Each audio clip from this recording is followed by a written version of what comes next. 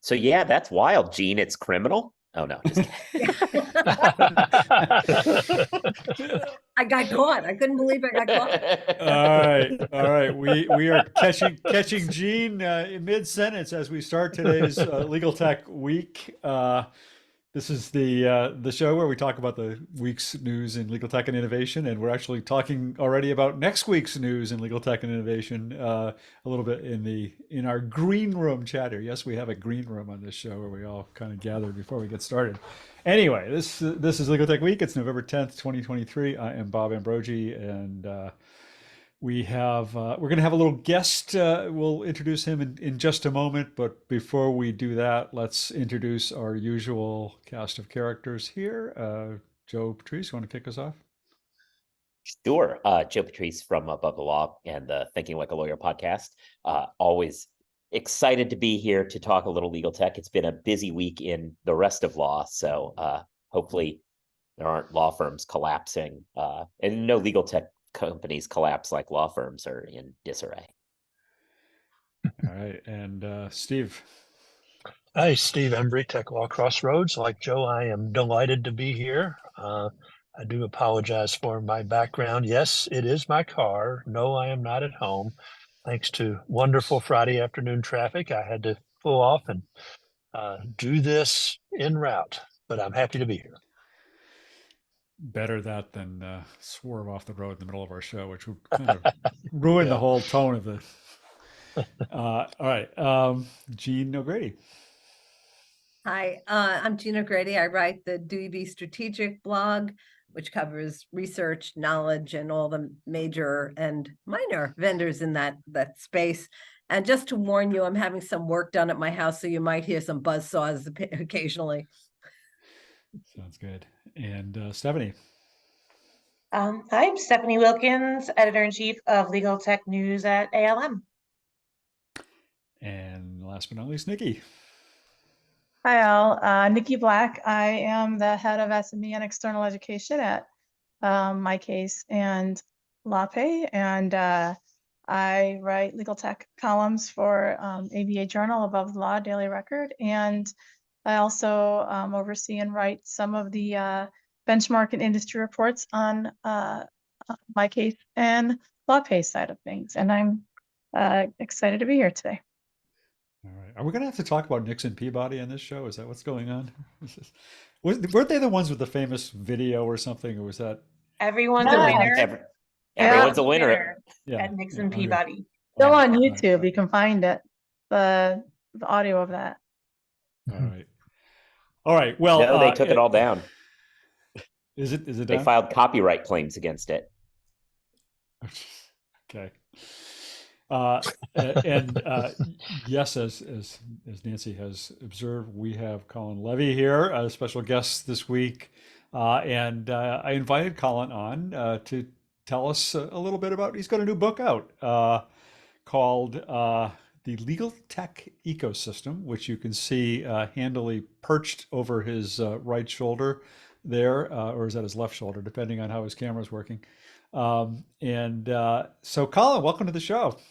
Thank you. Yeah, it's again pretty surreal to be on this side of everything, but really great to be here with everyone. And for those who don't know me, I spend a lot of time on social media. But I'm a lawyer. The lawyer for Malbec, which is a contract lifecycle management company. I'm also a writer and commentator and recent author of the Legal Tech Ecosystem, which, as Bob noted, I do have perched over one of my shoulders, depending on which angle you're looking at. Proudly perched over your shoulder. Yes, there you go. Proudly perched. Yes, well, I am proud of it. It's a three-year long project that was started right when the pandemic began, and I thought, well, I've always wanted to write a book, so I guess since I'm locked down in my house, I might as well start on this project. And little did I know that I was signing up for 3 long years of work in addition to everything else that I was doing. But it struck me as a good idea, and I'm very glad to have it out because it's a personal project for me as someone who really struggled in my early years as a lawyer finding my way. Legal tech was the place that really kind of welcomed me with open arms, and I have since been eager to continue to give it back to those who are wanting to learn more, which is part of the impetus for the book, really, is to introduce the reader to the legal tech space. And I do it kind of in a way in which I tell stories that have been told to me from those who have been in the space. And really, it's intended to be a thematic overview that is intended to sort of whet your appetite for legal tech through looking at it through the lenses of different folks that I've had the honor of speaking with. And it's really kind of intended to show how it's an ecosystem. It's not just about technology, it's about people, it's about businesses, it's about processes, it's about all these things together that are interconnected and independent, interdependent. And that's really kind of the point that I really try to emphasize, is that people focus on the tech, and the tech is great, but that's just one part of the story. The story is really about how all these different moving pieces impact and influence one another. And that is what I constantly find myself fascinated by and eager to show others the story of. Yeah. So who's it for? Who should read this book? It's really intended for any legal professional that is interested in learning more about legal tech. You don't have to be a lawyer. You don't even have to be, it's not technical. So it's not really going to be some sort of heavy-handed technical handbook. It's really intended to be sort of an anecdotal, high-level overview for the legal professional wanting to learn more about legal tech and kind of understand what it is and why they should care about it, and how it could and likely will impact their future should they continue with their future in law. And I want to point out Richard DeBona's question. He has the same question I have. It was going to be mine too. Yeah. Did you have to rewrite the book starting in January when ChatGPT came out? We've all will had to say rewrite the book starting in January. that yes, there were some last minute-ish additions to incorporate AI, and if there is a second edition, it likely will definitely include more as well. But look, technology is just rapidly advancing, so I fully recognize the fact that when I began the project, it was going to be not what I had envisioned when I began it. It was going to be what it needed to be by the time I finished it. And so, yeah, I think it ended up in a good place. Could I, I probably could, well, I would think a lot of folks could probably write a whole book on AI itself at this point, but I do think that it's going to be useful for those trying to kind of just get their feet wet in the space and understand and kind of orientate themselves around what it is, because it's a space that is growing but is evolving, and I think can sometimes be intimidating to people because either the technology is intimidating, the amount of change is intimidating, or the amount of companies and solutions that are in the space can be intimidating. And this is intended to kind of just show that you need not be intimidated by it, but it's something that is interesting to learn about, and more importantly than that, is something that is important for you to learn about if you want to succeed in this very tech-enabled world we live in. Yeah, I think that's always one of the challenges of writing any kind of a book about tech, is that as soon as it's hot off the press, it's out of date, and then you got to start thinking about the second edition or the third edition, or not doing a book at all, doing a blog, which is Right. a good way to keep things up to date. I think it's just it's important to just stay up to date, and yeah, of course, writing a book is great, but there definitely is always going to be the likely possibility of elements of it being maybe out of date, but also perhaps not quite as comprehensive because things just didn't exist at the time that it was published that have since evolved and come into existence. Yeah. Well, it sounds like probably that approach of focusing on some of the stories that you've heard from legal tech is a good one, because that probably helps it stay fresh. The stories help it stay fresh and relevant, even beyond some of the specific tech that might have been mentioned. Yeah, I would imagine. that's definitely the goal. I haven't read it yet myself, but well, please do. I will. I have not read it, Colin, but I have bought it. So well, that's probably right now that's probably more important to you right now. Well, I appreciate that. Really was a labor of love, and both a labor and also something that I love doing. But yeah, Bob, to your point, the storytelling piece was important to me because I wanted to be engaging and want it to be relevant in a way that wasn't super technical or super heavy on sort of the tech aspect, but more on just the human plus tech relationship. Yeah, good. Anybody else, anybody in the audience or here on the panel have any questions or comments for Colin about it? You can always reach out to me after this as well. I'm more than happy to talk about it to anyone who will listen. I guess I'm curious, did you actually try and cover all different kinds of technologies, or does it focus on one specific, area like, e-discovery or contract drafting? Did it go as far as the research elements? What are the issues you looked at? Sure. So it's intended to be, I would say, comprehensive in the sense that it's intended to cover sort of the key aspects of legal tech, but without going into detail with regards to specific solutions, because there's just so many, and that people can just read about all those specific solutions. But it's intended to really just show sort of how these elements connect to one another, what makes up legal tech, and management of knowledge certainly is a theme that is brought up as well as others. So it's really not sort of so much as a sort of a handbook of legal tech as it is sort of a sort of introduction to the world of it, and really intended to inspire people to learn more about specific areas that the book touches upon. Because I think if you tried to cover everything that was in legal tech, you would have a book no one would read that would be super long and would likely half of which will be out of date by the time you finally got it out the door. So we need to get it taught at law schools. It needs to be on a reading list at law schools. Yes, well, don't get me started on the whole legal education space and what is missing from that. But certainly, yes, technology needs to be an important element of the law school / legal education curriculum at the very least. Colin and I did go to the same law school. I will say that, a few years apart, I think. But Yes, we did. like about 100 years apart. But one thing I will say for those who had questions similar to what you just asked, Gene, about what's in it, is that you can actually go to the Amazon page and click on the read sample and get the whole table of contents to the book and get a good sense of what it covers. So yeah, please do. Please check it out. And honestly, if you want to talk about it, or you just have questions, or you want to just kind of learn more, I'm more than happy to help. I really want to help others. That's what drove me to do the book.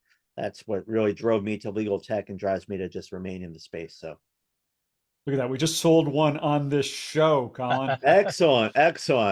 My day is made. The orders it's like the home shopping network for legal tech.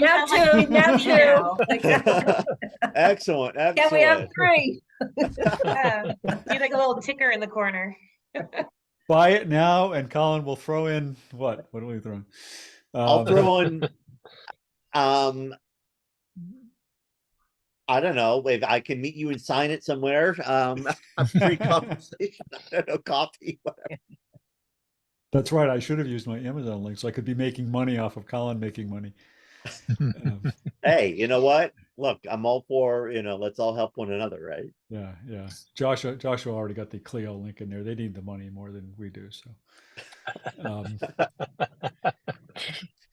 all right. Well, Colin, thanks so much. And frankly, you're welcome to hang out if you want as a panelist, or I can send you back down to be an audience member, or you can just go off and hey, I'm happy to, I'm happy to join as just as a viewer at this point. I'll let you all kind of discuss the news and provide commentary, maybe even a little snarky commentary, and go from there. But thanks so much. Really a pleasure. And honestly, I'm just really kind of honored to be amongst all of you, because I do seriously learn a lot from all of you. So thank you. Yeah, well, thanks. And all right, thanks. I will then bump you down or promote you, however your perspective is on that to attendee. Thanks for joining us. Yeah. Thanks. Good seeing you. All right, that takes a while. All right, now to the other stories this week, so I have to say I thought the most interesting one was the story you found out of the Chinese court system of all places. So yeah, this one, so we do have an Above the Law story coming about this, but it's not going to be mine, but one of our columnists. But unfortunately, apparently, this columnist goes on Mondays, so it's not going to be out this week. But over in China, in Beijing, they have introduced a robot that roams the halls of the courthouse and provides help. Not being a robot lawyer per se, but telling people where to go, answering questions for them. It is apparently programmed to answer 40,000 litigation questions, which I'm not altogether sure there are 40,000 litigation questions. I understand that with a billion people, like maybe more things come up, but I don't know as though I could come up with that many questions in our system. And I think it should be fewer in a system where the answers to almost all of them are the state was right and you're going to prison. So whatever. But it speaks in a child's voice to try and calm litigants and make them feel at home is apparently what it says, what they say it does. So yeah, I thought this was really interesting. I thought, good and bad aspects of it as a whole. I think it's kind of a weird stunt. On the other hand, I thought that I was reminded of several years ago, I saw Jim Sandman give a speech about the structural issues that the US has with pro se litigants and how we go out of our way as a system to make it difficult for them. It's difficult to find where you're supposed to go to file things. We make it hard to figure out what words mean different things because we make sure that they're all some sort of a weird Latin thing. And part of that speech came back to me as I was reading about this robot, because it seems as though what this childlike, trying to explain in everyday terms robot is there to do is help people who are overwhelmed by being part of the system understand what's going on. It also, again, put aside whether or not how rights work over there. But that was one takeaway that I had of this computer, this robot. But I had somebody just pointed out yeah. This is from 2017. I didn't even notice that. Is that right? It looks like the dateline on the story is from 2017. Well, so there's a few things going on there. This one's from 2017. There's another one from 2000. There's some updates to the story, which is why I'm not getting into what our columnist wants to talk about. I see. But I also thought what was interesting about it was there was another one in 2016 that they introduced, which was in a different court over there, whose job it was to tell people who they're, to listen to people's legal problems and then tell them what lawyers to hire. So it would look through something like 300,000 lawyers, which again, that's too many lawyers, but would go through 300,000 lawyers and give them the top 3 people they should hire based on the problem they described, which also 3 out of 300,000 seems like rough odds. But also, I thought it was interesting that they have roaming the courts basically Avo on wheels to answer people's questions. Which is that one also a child? That one was not childlike. I don't know. When I'm stressed out, creepy child robot is not the thing that calms me down. I do not understand. I also think the operative thing here is it's roaming through the court listening, which sounds much more consistent with the Chinese government has some kind of agenda here, Right. which isn't about helping people. Yeah, there's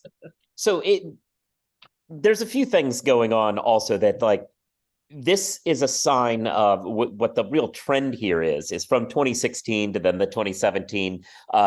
China is now pushing for more of these assistive devices, doing different things. They're not all the same one over and over again, but just, we had the Avo-ish one, I'm calling it. We have the one that's helping pro se litigants get through the system. But this is a train that the court system there is putting a lot of money in and pushing tech companies over there to build new robot assistants to do all sorts of different legal problems. And kind of the the interesting question is this is this maybe a space for AI and robot lawyers that we haven't really thought of? We're all trying to figure out how they can help lawyers do their job rather than look at, do they perform client-facing roles that maybe lawyers are bad at? Because I can imagine there's several big law partners I know that a robot that speaks in a childlike voice would do a better job explaining the issue than the lawyer would, right? So maybe this is the less controversial way we could leverage this technology. Yeah, no, I actually think this is an interesting idea. It was from 2017. I mean, so many courts, a number of courts have been trying to build, the kiosks within the courts that offer some basic legal help. But generally the kiosks are really not all that helpful. I mean, they're how to get it, what kind of form do you need to institute a particular action or something like that to help you fill out a form. It was like, when is it, September or something, I was out at the LA Superior Court, which is like the largest low trial court system in the country. And if you walk around the hallways there, it is chaos of pro se people wandering around trying to figure out what to do and where to go.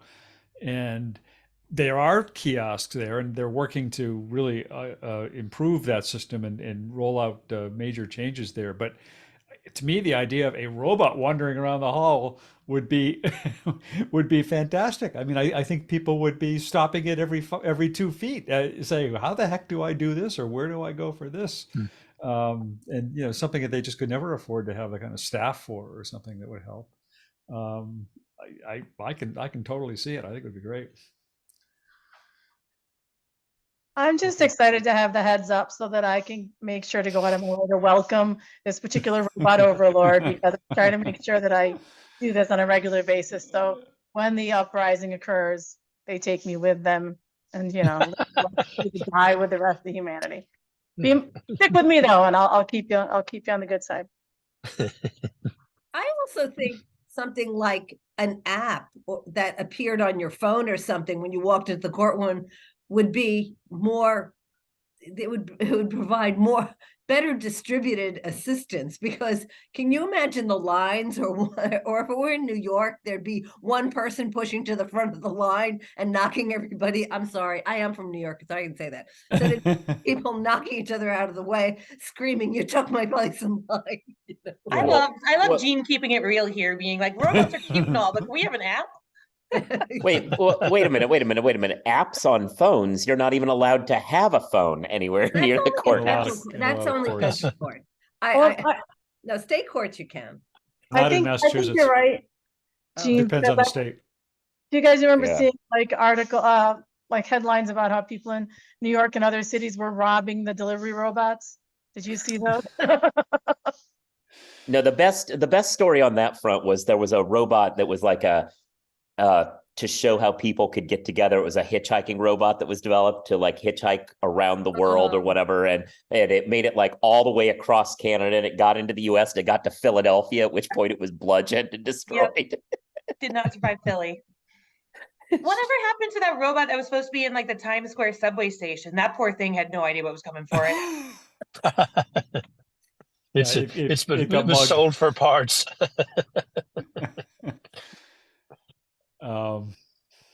Yeah, well, I like the idea. No, I think it's an interesting idea. Let's see where it goes. There have been various tech conferences that we've all been to where, a robot roaming the halls to tell us where the media room, for example, would have been very helpful. Where are the donuts? We could have grabbed a ride on the robot at Hilton. That would have been helpful to get to the media room. Yeah. All right. Well, now we got hitchhiking robots. Jim McMillan just pointed out there is something in New Mexico, a virtual receptionist there that's being used in the courts there. So, basically, the deployment of AI to help people, self-represented people in the courthouses, it would be a major step forward. And roving AI, maybe even better. I don't know, but yeah, maybe it would just get mugged and knocked over, and then it wouldn't work. I feel like I feel like going from people talking to robots in courthouses leads me to Steve's story this week somehow. No, it wasn't my story. It was Kevin Well, O'Keefe's Kevin story. O'Keefe's story that Steve picked up on. He will be so glad that you called on me to talk about his story early on. But yeah, it to some extent he was stating the obvious, and that is we have traded human relationships in business and in law for convenience, so that we no longer pick up the phone and call somebody. We send them an email or we send them a text, and something of course is lost in that. I mean, I can remember when I was practicing full time, associates would come in and say, we need to get an extension of time. I'll send an email. And I said, well, no, don't ever ask for something by an email. It's easy to say no. But in reflecting on that, I was thinking, well, today, that rather, if you wanted to try to call somebody to get an extension, that would be 3 emails to set up the call, and then 2 missed calls, and then rescheduling it. And by the time you did all that, your the time you wanted it extended to would be over. So it's a difficult kind of situation, and I don't remember personally in the last few years ever really picking up the phone and just calling somebody, as opposed to saying, hey, I'd like to talk to you about something. When's a good time to talk? And I can't remember somebody calling me out of the blue very, very often, except, personal sort of non-business stuff. So it really did sort of hit home, and it, sort of emphasized to me the lack of, maybe the increased lack of civility, because we communicate the way we communicate. The other interesting thing I thought about what he wrote was he actually asked ChatGPT what it thought, and it produced an answer that was pretty good. I mean, he thought it was pretty good. I thought it was pretty good. It's pointed out that the primary means of communication in business now is email, whereas it used to be by telephone. And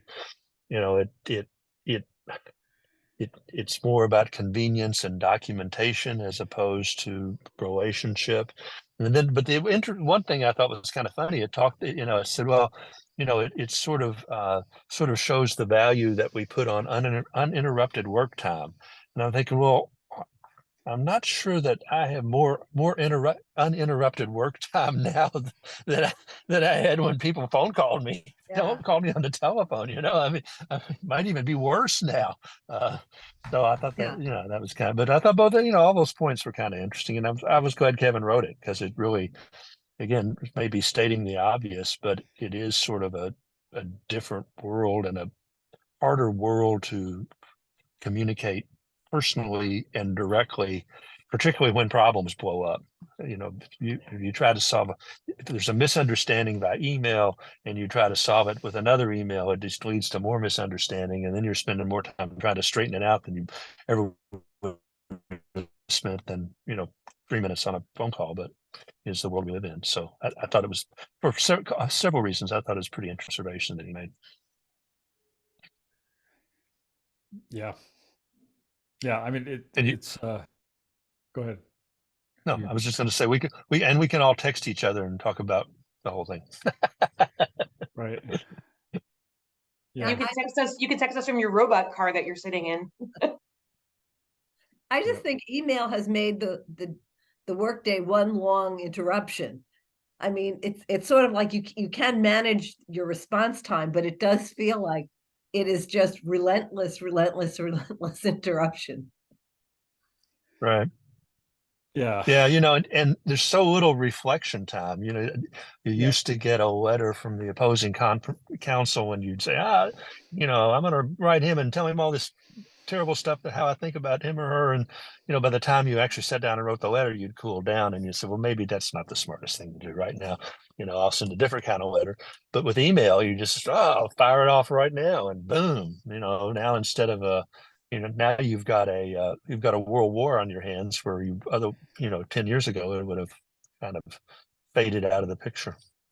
Well, but that's why I like having the pre-game of texting to decide when you're going to talk, because if somebody called me out of the blue and I was completely unprepared, I'm less likely to, have a rational or informed conversation about it. Whereas you can Yeah. actually prep in advance if you know when you're going to be on the phone about something. But the flip side of that was nobody, this is like going back in time for me, but nobody expected an answer right away. They Right. would call you to talk about it, and then you'd call back a couple days later. I mean, as a lawyer, you'd get a That's true. client who'd come into your office and they would come in and tell you what their problem was, and you'd say, okay, I'm going to go research this and think about it, and I'll call you in a couple days. And Yeah, and that was they that was didn't expect an answer. Yeah, that was an acceptable answer. Now they they expect an immediate answer. And Yeah. remember, people used to actually send things through the mail. So Yeah. sending it out the same day through the mail was considered really efficient. And I actually remember the day I was working at a law firm, the first day they got a fax machine. And I thought to myself, wow, this is going to really speed up people's expectations. Like, little did I know. Little did you know. Yeah. We're just moving backward in time on this episode. We've gone to 2017, and now we're like going back to like 1980, 1985 or something like that. I don't know. When was the fax machine? That was like 19 in the 80s, maybe. I don't know. It was my first law firm job, so it was in the early 80s. No, fax machines are so much older than you think they are. They are wildly old. But they weren't in law firms because it was considered exotic at the time. Maybe, are you thinking of Telexes, T-E-L-E-X? No, so this is a famous thing that always gets tossed around on those kind of like Ripley's Believe It or Not sorts of situations. Like, Shoguns could have sent a fax to Abraham Lincoln. Like, that technology was a thing that was around in like the mid 1800s, and the level to which it like took off as a business thing came later. But it's wild how old they really are. Interesting. Well, yeah, they were used during the Civil War, or what do you call it? That other thing was used. The telegraph dash thing was used. The Pony Express was used. Yeah, telegraphs. No, also Morse carrier code, pigeons. whatever Morse code was used during the Civil War. Yeah, telegraph machines. Yeah. Telegraph. Yeah. Yeah. 1843. So we've managed to move backwards again, Bob. Sorry. I was just trying to find it. No, I know when somebody asks me to fax ever now, I'm like, I just don't take you seriously. But I hate like people like it's always like medical facilities or things that you actually need to do, and then you end up going to like a FedEx to try to send a fax to get a bill paid. I'm like, I feel like they're just being purposely outdated so they don't want to like pay you money. Somebody said to me it has to do with HIPAA.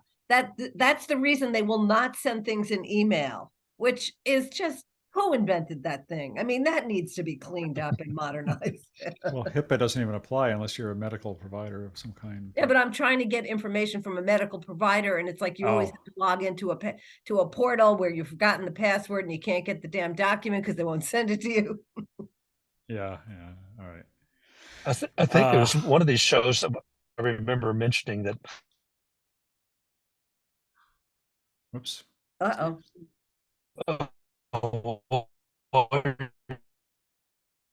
Your car's breaking up. Wouldn't notice it for 2 or 3 days, and then you'd say, "Oh my God!"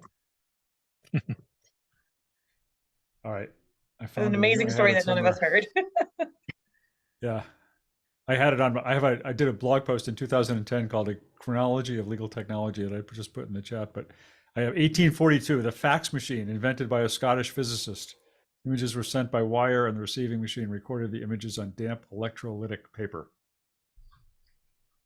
There you go. All right. Is it possible to bring this show into at least the last couple of years? How about the future ready lawyers, Gene? What about maybe that'll bring us into the present day. Okay, I didn't know that we were going to talk about that. Okay. Oh, I thought you have it on your No, thing. I did, but you didn't have it on the list. Okay, so this week, I didn't. Walters Kluwer released their 2023 Future Ready Lawyers Report, which I thought, frankly, was a bit of a snooze.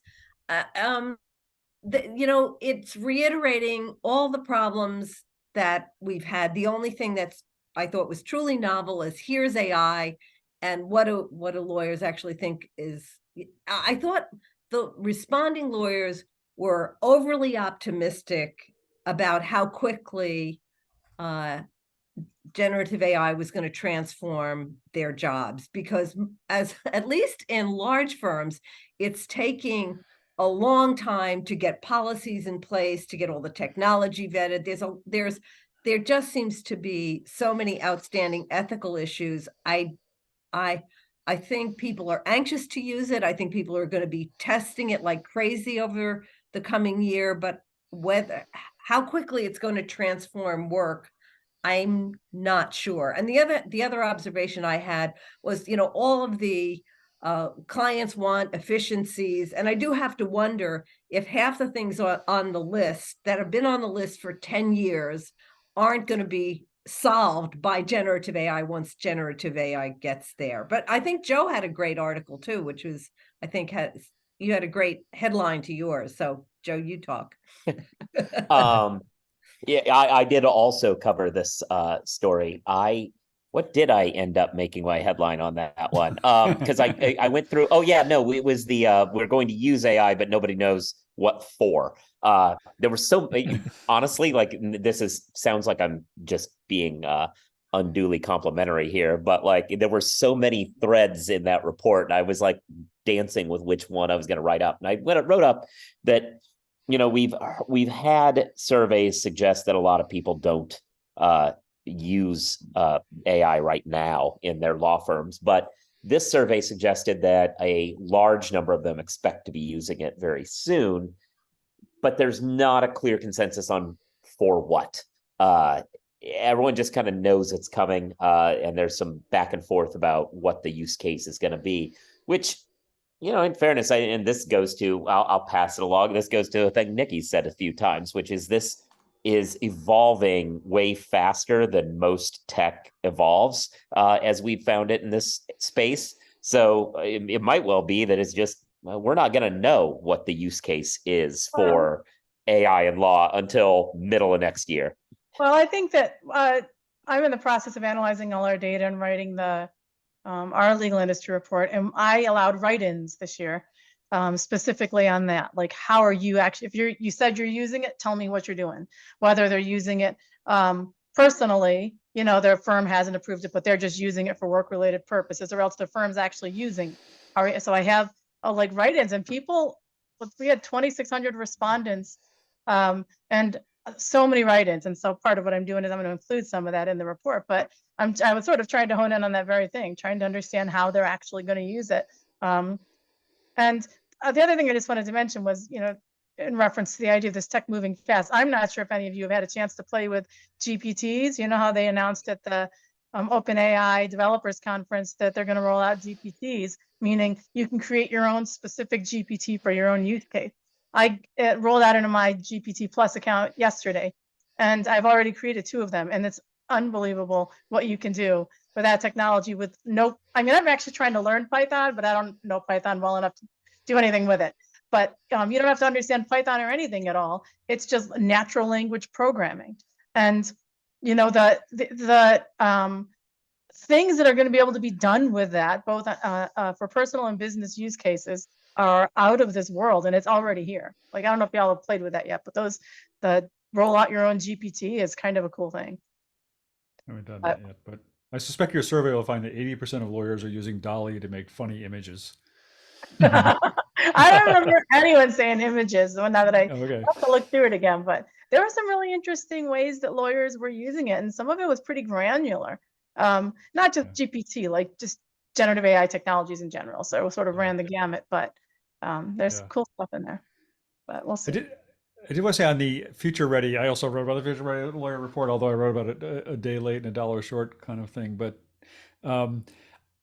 what I thought was interesting about it, again, wasn't, I agree with Gene that it was kind of a little bit dull overall. But what's interesting is they did the first one of this in 2019, and the report was, what does it take to be a future ready law firm? And in 2019, to talk about the need for tech and to be innovative around the use of tech was still something to be talking about, I think, in 2019. And at this point, I think we've all got that memo at this point, and the report doesn't add much to it. But I did think it was interesting to see that the percentage of firms that they rank as like future ready, meaning that they've sort of, robustly adopted technology within the firm, has actually gone down since 2019 to this year. And kind of reading between the lines of the report, I don't think that that's because fewer law firms are using tech or adopting tech, because obviously that's not at all what's happening. But my take on it was the bar keeps getting raised, and it keeps getting harder and harder for firms to keep up with the tech. The tech is accelerating at such a pace that a firm that was perhaps ahead of the curve in 2019 could well be behind the curve in 2023. So I think it points to the fact that it's a constant struggle for law firms to remain innovative and kind of keep up with whatever the latest is in technology. And the survey didn't kind of exactly say that, but I think if you read between the lines, that's something you can extract from it. And you know what? I also think it's that lawyers, there's such a disconnect. There is like an incredibly high level of awareness of GPT. And then there is just this almost paralysis about how do we overcome all the internal, inside of law firms, security is the #1 bar to adopting any technology. So there are huge security issues, and I'm not saying they can't be overcome, but there are very significant security issues. There are intellectual property issues. There are ethical issues. There are so many more issues associated with the adoption of ChatGPT that you just have this sort of slowness. It's like stuck in molasses. It's going to take much longer. I can't remember the last time I saw people so excited about a technology that was so difficult, that had so many internal obstacles to launch. But it's only been around for a year. I feel like we keep forgetting this. Like it's taken forever to roll this stuff out. Like we all say this and feel this, but it's, the fact that there's I've never experienced such a high level of interest. I was just in New York speaking at the New York City Bar's Solo and or Small Firm Symposium, and there's just this thirst for knowledge about it. And there is a bit of this paralysis, like you're talking. Like some people came up to me afterwards and they're like, I really loved how you provided all these ideas, ways of actually using it, because sometimes they get stuck with the concept of all the possibilities, and so they can't get any momentum and move forward. So, but I do think we all have to keep reminding ourselves, though, that like it's been a year. It feels between the pandemic and just the rapid pace of tech advancement, I feel like we're kind of losing sense of time in some ways. Our sense of how time passes is warped because of all these weird things that have happened in the last few years. But the fact that these Lexis and Thomson Reuters are already rolling out for general use, these tools, is pretty crazy, I think. So I beg to disagree a teeny bit on that. I do think it has come along. I mean, even within that short period of time, because so I'm at LMA Southeast right now, and there's sort of like a round robin kind of thing. Spoke on AI this morning, and there's very, very few people in the room had not at least played around with it, whether or not their company lets them do it internally, at least played around with it on their own and done it. Whereas like even a couple months ago, you would go to conference and be like, hey, have you all accessed, even just like tried ChatGPT, and it'd be sort of like 50-50. So it really is, I agree. Like it's tempting to say, why are we not there yet? But it is so much faster. Yeah, it hasn't even been a year since ChatGPT came out, which is crazy. Yep. One other thought on that survey, on the future ready thing is, does anybody think there's just too many surveys, too many reports coming out in the legal tech world? No, that's such a good segue. That is it. You're right. We could talk about your survey. Yeah, let's do that. No, I mean, the problem is, it's like suddenly every vendor is doing a survey, all the time. And it's again, it's gotten to be one of those things where it's not a week, if not a day, that goes by without some vendor announcing some survey they've just done of how corporate counsel feel about something, or how large law firms feel about something. And they're all like surveying the same people about the same things. And it's, I don't, Well, it's not just the legal tech vendors. I mean, you go stay at a hotel, you'll get 3 emails asking you to fill out a survey. You buy a hamburger Yeah. for lunch. I mean, I get these emails all the time, to the point that I rarely answer them. It's like, Right. this is a pain in the butt. Yeah. Yeah. Yeah. I just mean more from the, and I get that too. I mean more from the perspective of like us as reporters or something, covering them all. I feel like they all just get redundant and cumulative, and it's hard to even find a headline out of some of them, or anything really that interesting coming out of a lot of them. But that's not true of Niki's survey.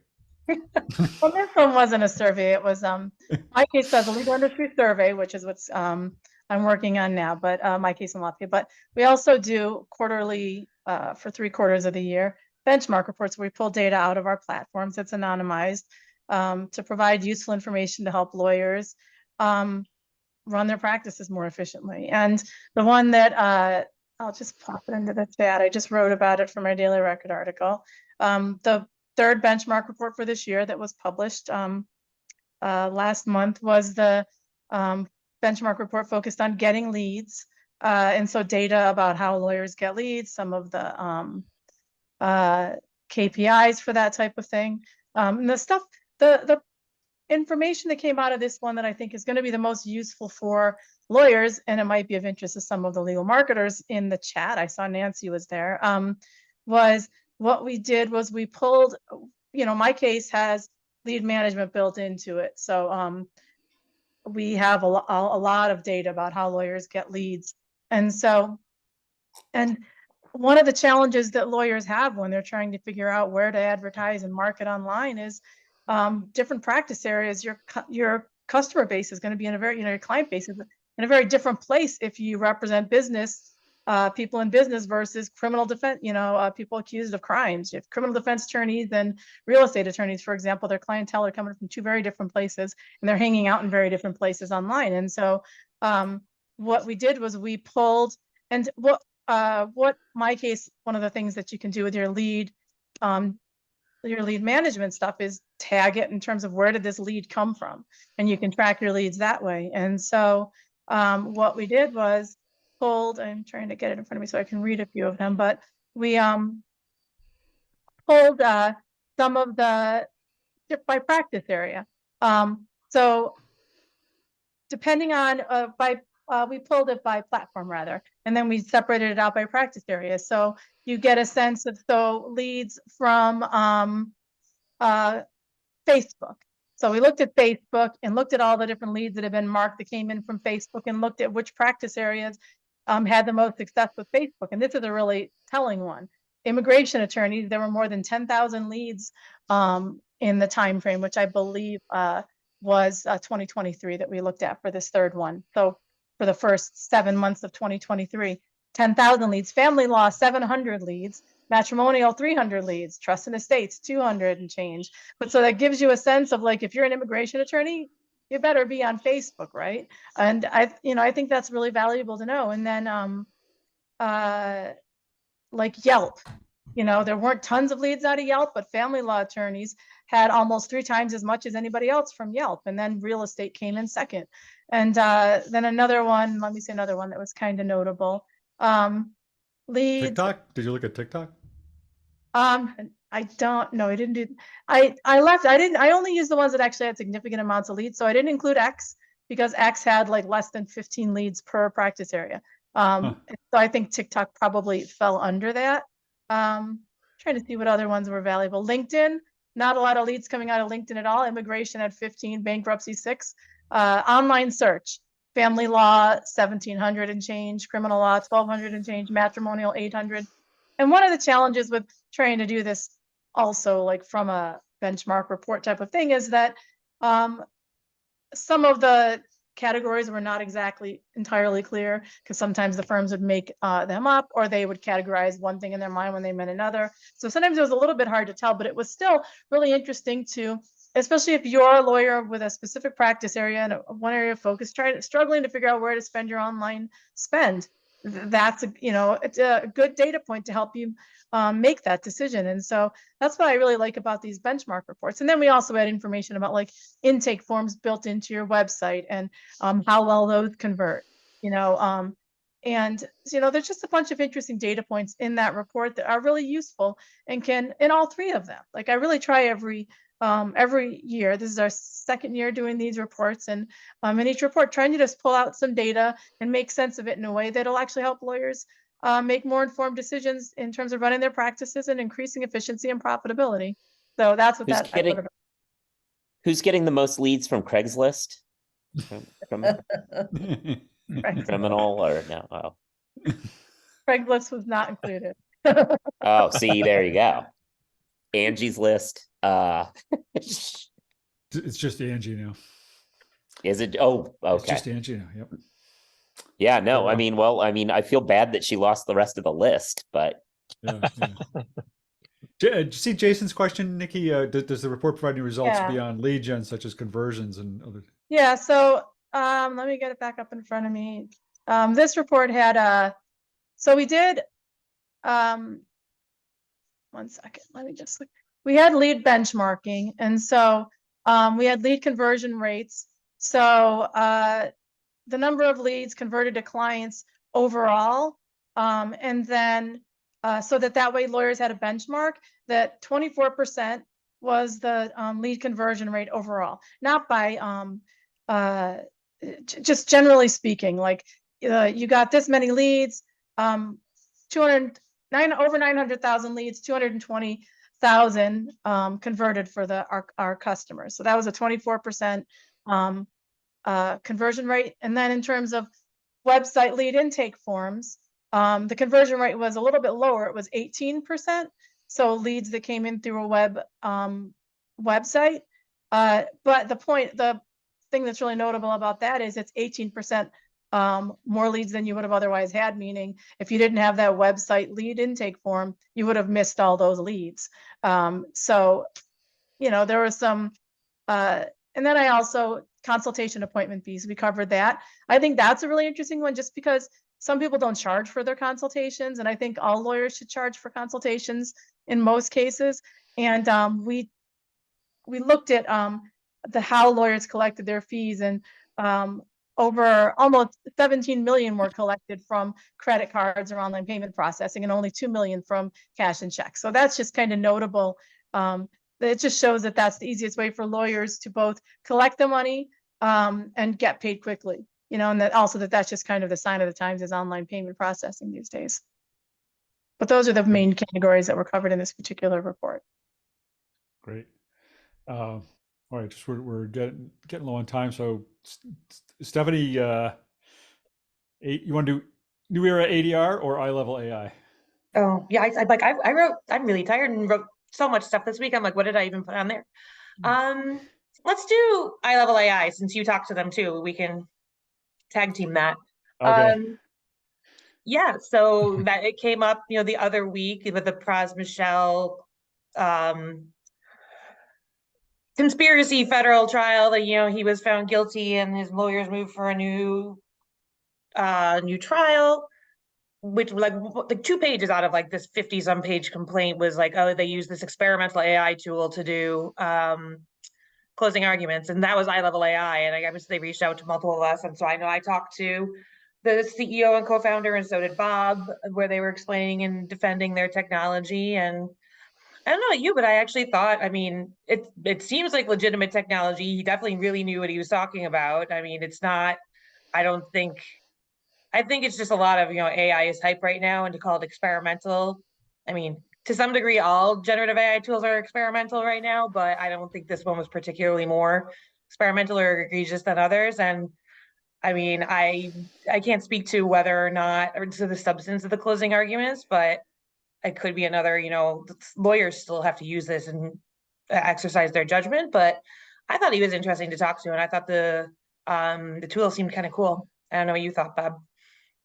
Yeah, no, the same thing. And I thought, I mean, his point really was, I think, what we all thought probably was obvious about the case, which is that the lawyer didn't just blindly take some argument that the AI generated and stand up in court and read it. You know, the AI did, you know, kind of go through the, I mean, what they're doing in this case is the AI, every day they're uploading all the transcripts of the trial into this AI platform, and the AI is helping them to summarize and synthesize what's happened that day. And then at the end of the trial, he is able to go back and sort of, you know, prompt it to try and suggest some arguments to be made. But by no means, you know, is the lawyer obligated to take them unless the lawyer thinks they're worthwhile in some way. And in this case, you know, his argument is the lawyer made the arguments the lawyer wanted to make, and he certainly was using the AI program during the trial, but it wasn't he wasn't blindly relying on anything it was proposing. And you know, the other allegation in that case had been that the two lawyers had perhaps had some financial interest in this EyeLevel.ai company, which he staunchly denied that was the case at all, and there is no financial interest there. Yeah, So, I think if yeah. anything, like if you dig closer, like now I read a little bit more closely that like they're claiming they had a financial interest in a different tool that is like an investor in this tool or something. Right. Like it's much more attenuated. Well, the press release had referred to that other company as our Yeah. business, our technology partner, I think is the phrase okay. used. And then this one thing the guy did say, and I think I don't know if he said it to you as well. Neil Katz, who's the COO of EyeLevel, said, you know, maybe our press release was not well thought out, and maybe we were a little hasty in getting that press release out, because the press release did, you know, make a big deal out of the fact that this technology had been used in this trial, a trial where that side lost. Yeah, and it was the And, first use in a federal trial. I get why they were excited. Yeah.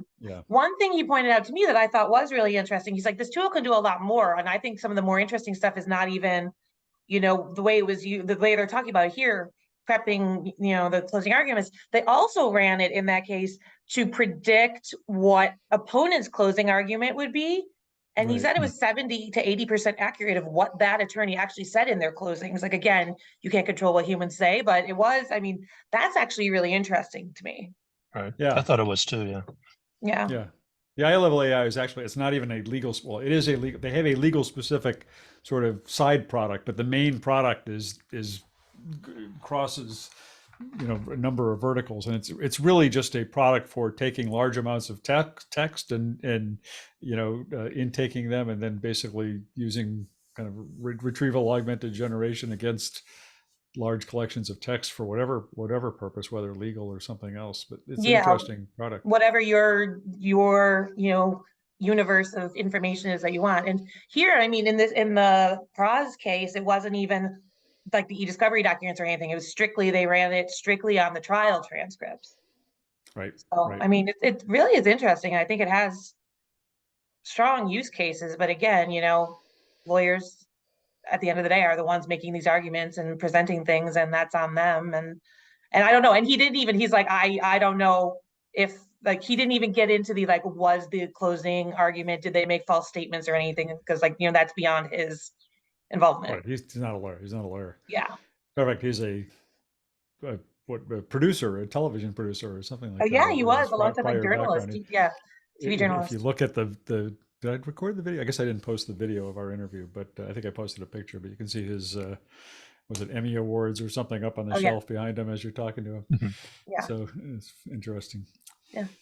All right. Well, so next week we're all going to New York next week to hear from Thomson Reuters. They've got some big news coming, so we'll have that to talk about next Friday, and maybe some news from LexisNexis too. Who knows? We'll find that out as well, and whatever else comes along next week. So until then, thanks a lot to Colin for coming on, and everybody run out and buy his book because he's going to give us all a cut, I'm sure. And until then, we'll see you See you next Friday. So Thanks, long, everybody. great weekend. Bye, everyone.